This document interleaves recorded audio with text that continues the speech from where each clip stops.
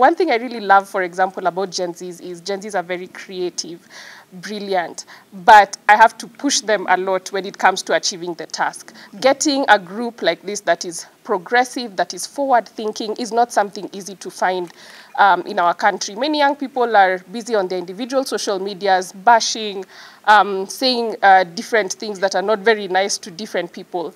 But if, as young people, we can stop looking at our nation, at our continent from an individual perspective and start thinking, what is our collective agreement? Let me pick something. For example, the Kenyan wristband that we all wear. We need to begin asking ourselves, why do we wear this wristband? It shows collective unity within our country. So that means as young people, it's not just about me. Yes, my name could be written on my wristband, but it's more about my country, patriotism, positiveness towards what we're doing as a nation. So those are some of the challenges in regards to working with young people, but also there are solutions such as AXAP. Happy Valentine's. You emphasize the need for a mindset shift. What specific changes do you hope to see in these young leaders? Thank you for the question, and allow me to give a bit of context since I'm the first speaker. So today we are here with young leaders from across all the counties in Kenya, 40 of them. That is the president and the deputy president of the county students associations. I personally love working with this organized group because, yes, we have university student leaders, but these are young people who are motivated and encouraged to support the work going on in their counties. So no matter which university or college or TVET they are in Kenya, they come together as people who are from one county. So now we are hosting the leadership from across all the counties. And the main thing we have been going through, and I want to say this is not a training that we've been having, but a conversation. And to answer the question about how we want to shift how we think as young people, firstly, it is that we don't want to be trained. We don't want to be told. We want to have a conversation. Let's get on one table. All of us have a seat at the table. We have the older generations, our older leaders, our more experienced leaders, our more mature leaders, and we have the young people who are the leaders of today and tomorrow. So we need to get on the table and have a conversation, all of us together, no one being above the other, but all of us sharing our experiences and our thoughts. So the reason we are having this mindset shift, according to me, is because of the 5 wives and 1 husband. Who, what, when, where, why, and how. Who, the young people. What, the issues we face, the challenges. How, providing solutions. Where, within our country, Kenya, and across the whole continent of Africa. Why? Because we are interested in the young people who are coming after us having a better future than what we already have. And we are interested in shaping conversations that lead to practicality and results for all of us. Thank you. Yes.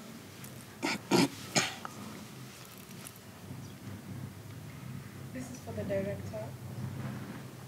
Why is transformative leadership an essential skill for young leaders in Kenya today? I'll repeat. Why is transformative leadership an essential skill for young leaders in Kenya today? Well, I think since we're in the spirit of refreshing, I think I would remove the word essential and use the word mandatory. I think what we're experiencing right now across the world is an intergenerational form of diversity that is happening. But really what we really want to do is to encourage young people to be able to come and learn those leadership skills, get the skills that they need to require to be able to take up the baton. Because we are the leaders, as our partners mentioned, not just the leaders of tomorrow, but we're the leaders of today. Those opportunities for leadership are here today in our small areas, in our big areas, in the corporate space, in the government space, in the non-profit space, and even within our family setup. So I think it's something that is mandatory for young people to be able to develop and nurture those skills so that at least they can be able to arm themselves to be able to sustain those leadership roles and have the capacity to be able to sustain that journey as they continue to progress in that direction. So to follow up to that, after this program today, after this graduation, what innovative approaches or critical thinking methods that have been introduced here do you expect to see transforming the landscape now? So we'll have the leader of the training, the conversation rather, Mr. Jackson, to answer that.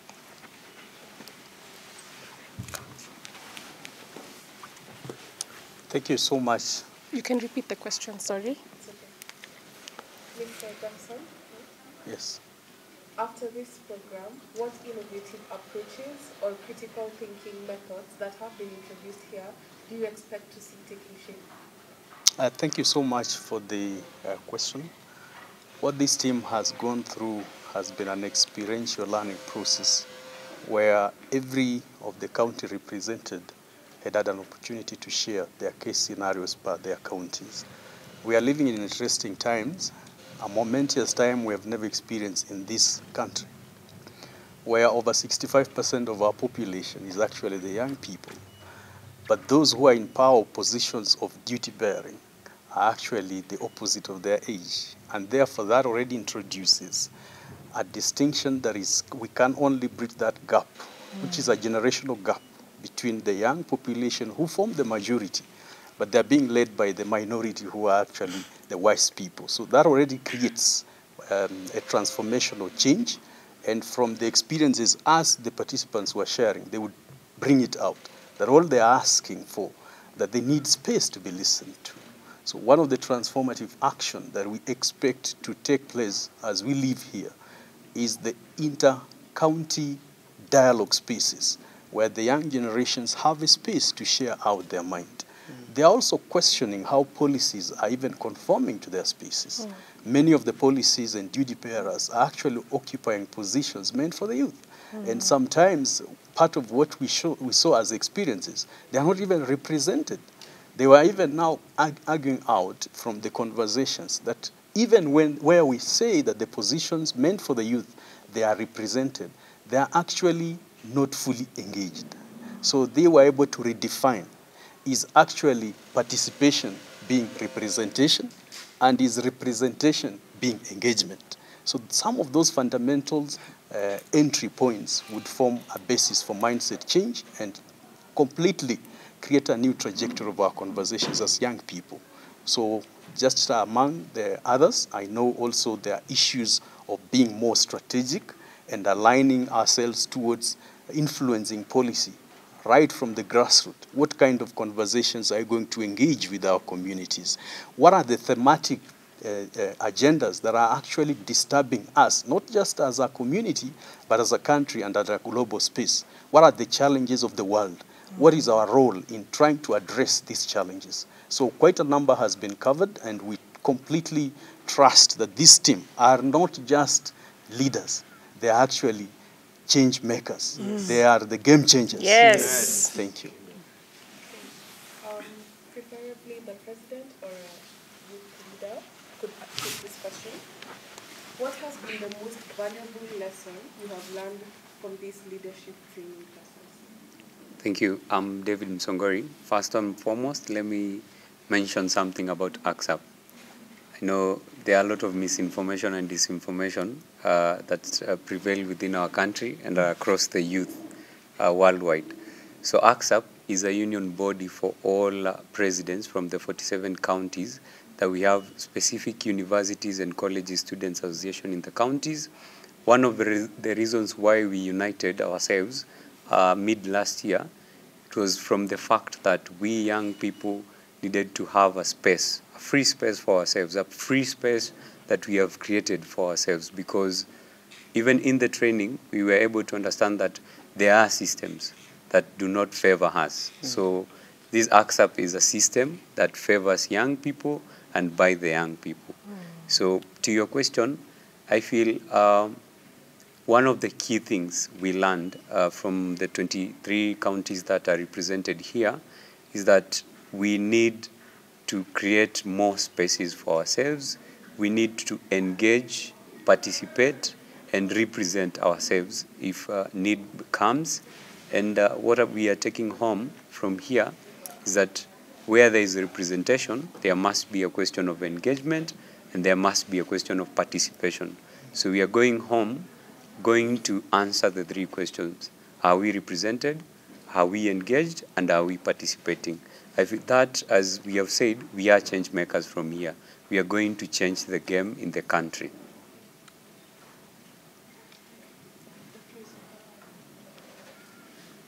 Thank you.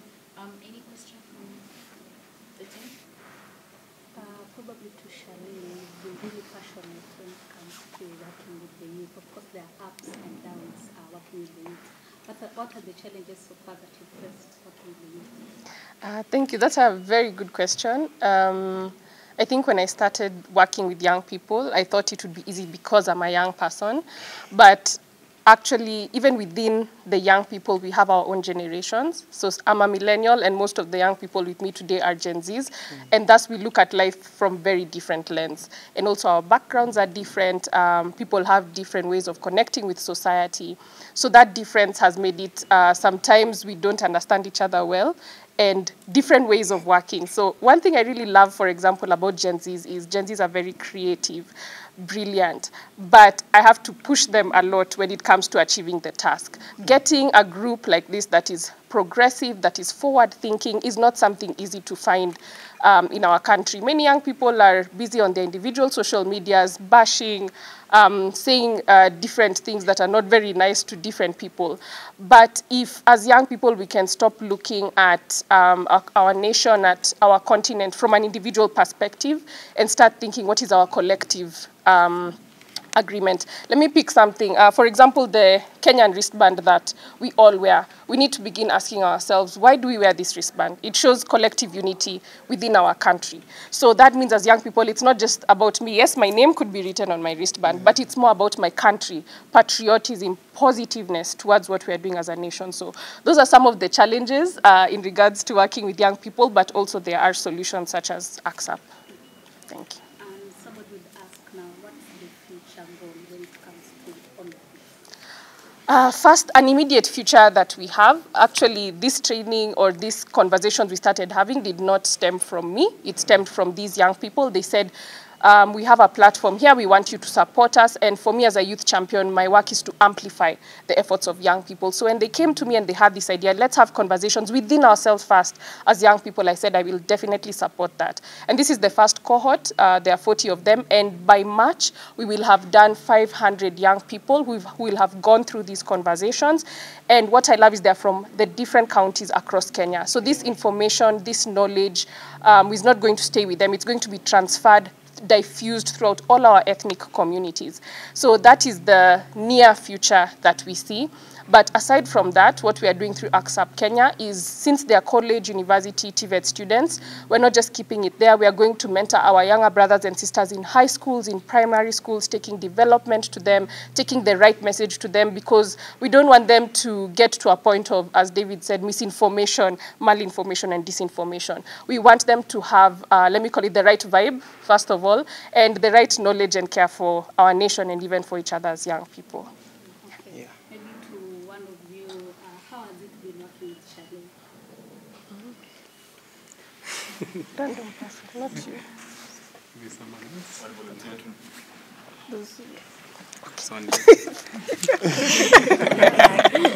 Gender balance. Apparently, I've never interacted with Charlene. This is my first time. And I can see from the vibe, I think the vibe is giving.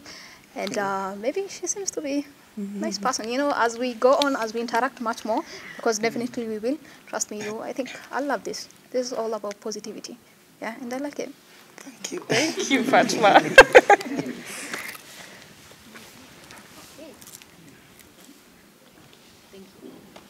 Thank you for your time. From the students, maybe you'd like to add, Oh, yeah, add sure. on to it? Kuna volunteer. You want to say something?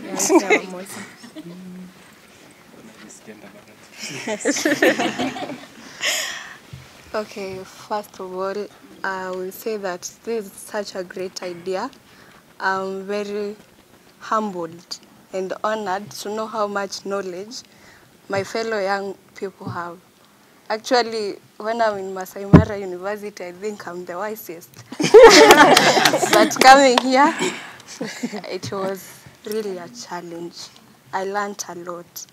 Young people are doing such a good work, and I've joined them. So let's do this. Thank you. Congrats, wisdom. Wisdom. Yeah, maybe we can do our AXAP tagline. How many of us know it? We shall learn. We shall learn together. Diverse voices common goals, one vision. Yeah, so we do it again with power. Okay. 1, 2, 3, go.